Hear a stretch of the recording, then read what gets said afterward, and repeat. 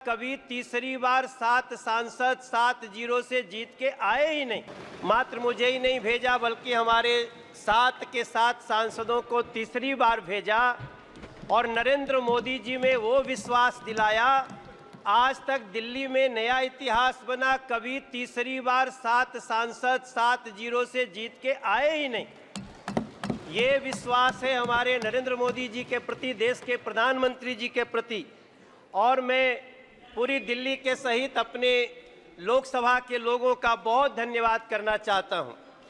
माननीय अध्यक्ष जी, हम जब 2014 में आए थे इस सदन में, तब हम एक दूसरी दुनिया से आए थे और जब हम सदन में घुसने जा रहे थे, जब मेरी नज़र पड़ी कि देश का प्रधानमंत्री बनने जा रहे एक व्यक्ति, जिन सीढ़ियों से लोग चप्पल जूते पहन के जा रहे थे, अचानक हमने देखा वो नरेंद्र मोदी जी उन सीढ़ियों पर माथा रख के झुक गए थे।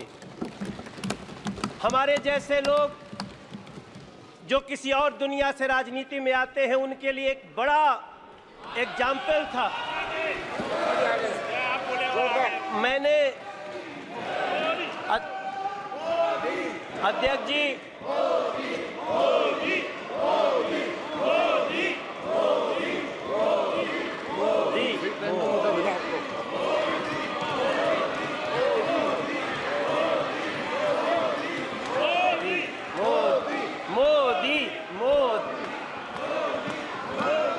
भारत माता की। अध्यक्ष जी, जब मैं पहली बार यहाँ आया था तो हमने देखा देश के होने वाले प्रधानमंत्री उन सीढ़ियों पर माथा रख के आगे बढ़ रहे थे। जब हम दूसरी बार, माननीय अध्यक्ष जी, जब हम दूसरी बार 2019 में जब हम संसद में आए तो हमने देखा देश के प्रधानमंत्री पद पे आ रहे नरेंद्र मोदी जी ने सबसे पहले संविधान को ऐसे माथा झुका करके प्रणाम किया। वो दृश्य हमारे लिए, और मैं समझता हूं मेरे सभी साथियों के लिए, हाथ में संविधान लेना भी ठीक है, लेकिन संविधान लहराना और संविधान की पूजा करना दोनों में अंतर है। हमने नरेंद्र मोदी जी को संविधान की पूजा करते हुए देखा है। इसलिए मैं बड़े ही विनम्रता से कहना चाहता हूं, राष्ट्रपति जी के अभिभाषण के बाद मैं जब दिल्ली के ही अपनी कुछ बातें करूंगा, दिल्ली के ही सौभाग्य को देखूंगा, कोई द्वारका एक्सप्रेस पे जाकर के गाड़ी चलाता होगा तब उसको समझ में आता होगा कि सरकार क्या होती है और कैसे लोगों का काम होता है। NH-24 पे जाते होंगे, आज दिल्ली मेरठ तक चली गई है अध्यक्ष जी। आज लोग दिल्ली में मेरठ से काम करने आते हैं और 35 से 40 मिनट में पहुंचते हैं। तब हम सबको गर्व होना चाहिए। हमें गर्व क्यों नहीं होना चाहिए जब हमें पता चलता है कि देश के 4 करोड़ 22 लाख बेघर को पहली बार घर मिल गया। हमें क्यों नहीं गर्व होना चाहिए अध्यक्ष जी जब 12 करोड़ घरों में टॉयलेट बन जाते हो, जब 52 करोड़ में गांव का आदमी हो। अध्यक्ष जी, हमारी माँ पहले एक हमारी गांव में काम करती थी, उनके लिए हमसे एक बार वो 20,000 रुपया मांग के दी थी और एक दिन वही हमारी माई हमसे कहती है, ए मनोज, तू जाना ताला झुरी तिवारी के मेहरारू के उनके घर मिल गए, मोदी जी घर दिले बाड़े। अध्यक्ष जी, हम जानते हैं कि गांव में घरों में टॉयलेट न होने का क्या दंश होता था। हम लोग साइकिल से जाते थे तो सड़क पे खड़ी महिलाएं खड़ी हो जाती थीं। अगर उस दंश को किसी ने दूर किया, वो नरेंद्र मोदी जी, वो सरकार, हम क्यों न गर्व करें इस पे। 13 करोड़ घरों में नल से जल लगा दिए। हम दिल्ली में पाइप से घरों में गैस जा रही है, पाइप से गैस जा रही है और दिल्ली में एक बैठी हुई आम आदमी पार्टी की सरकार नल से जल तक नहीं दे पाई। हम ये भी दंश इसी दिल्ली में देख रहे हैं। अध्यक्ष जी, कभी भारत मंडपम देखिए।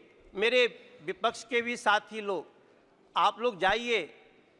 आप जब जाएंगे तो आपको गर्व होगा। आप कभी, हाँ दादा होता है, होगा। आप कभी यशोभूमि को देखिए, आप कभी बाबा साहब भीमराव अंबेडकर स्टडी सेंटर को देखिए। इसी दिल्ली में जिस बाबा साहब भीमराव अंबेडकर को अंतिम क्रिया के लिए 1 कट्ठा जमीन नहीं दिया गया, बुरा मत मानना, नाराज मत होना, उसी दिल्ली के हृदय में नरेंद्र मोदी जी ने 5 एकड़ में बाबा साहब का स्टडी सेंटर बना के दिया है।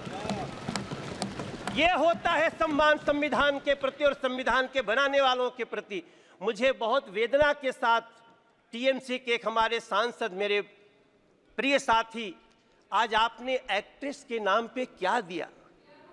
क्या एक महिला को, आप देखो, बुरा मत मानना, हाथ जोड़ के, आपको ये बात, इस तरह से महिलाओं का अपमान नहीं करना चाहिए कल्याण दादा, नहीं करना चाहिए। मैं आपसे प्रार्थना करता हूं, आप कोई एक्ट्रेस को सिर्फ देखने वाली वस्तु महिलाओं को न समझा जाए, हम आपसे प्रार्थना करते हैं। हमें गर्व इस बात का होना चाहिए। अध्यक्ष जी, माफी चाहता हूं। अध्यक्ष जी, मैं खत्म करूंगा। मुझे गर्व तब होना चाहिए जब इस दिल्ली में, अब इस देश में, नहीं, हम गुमराह नहीं कर रहे हैं। अगर आप दादा, कोई बात नहीं दादा, अब इस देश में दादा ऐसा नहीं करना चाहिए।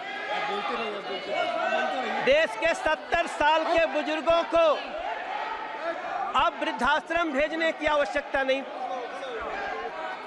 खत्म करना।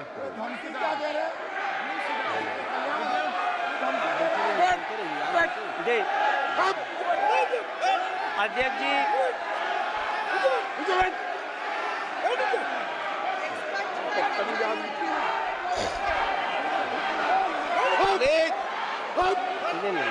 प्लीज अध्यक्ष जी, ओके,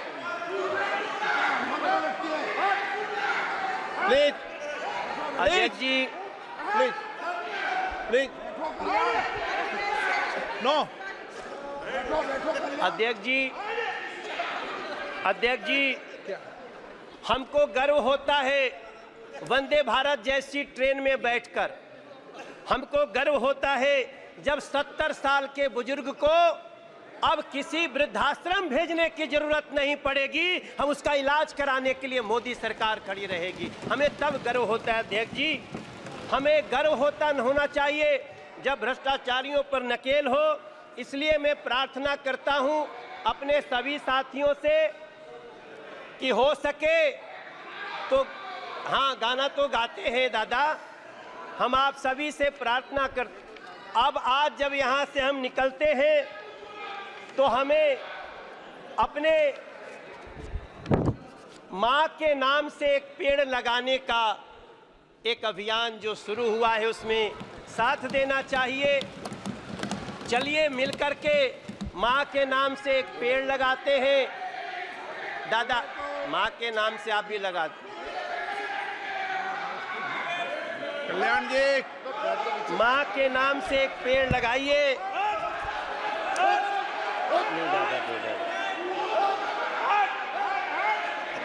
और मैं अध्यक्ष जी, मैं एक लाइन के प्लीज, नरेंद्र मोदी जी सरकार को प्लीज, तीसरी बार अगर इस देश की जनता ने चुन के भेजा है,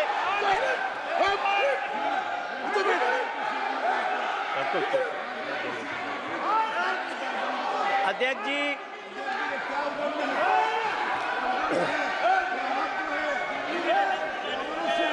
बैठो।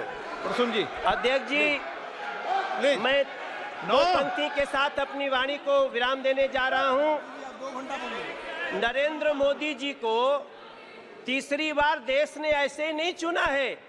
हमारे संस्कृत में एक श्लोक है, अभिवादनशीलस्य नित्यं वृद्धोपसेविना चत्वारः तस्य वर्धन्ते आयुर्विद्या यशोबलम।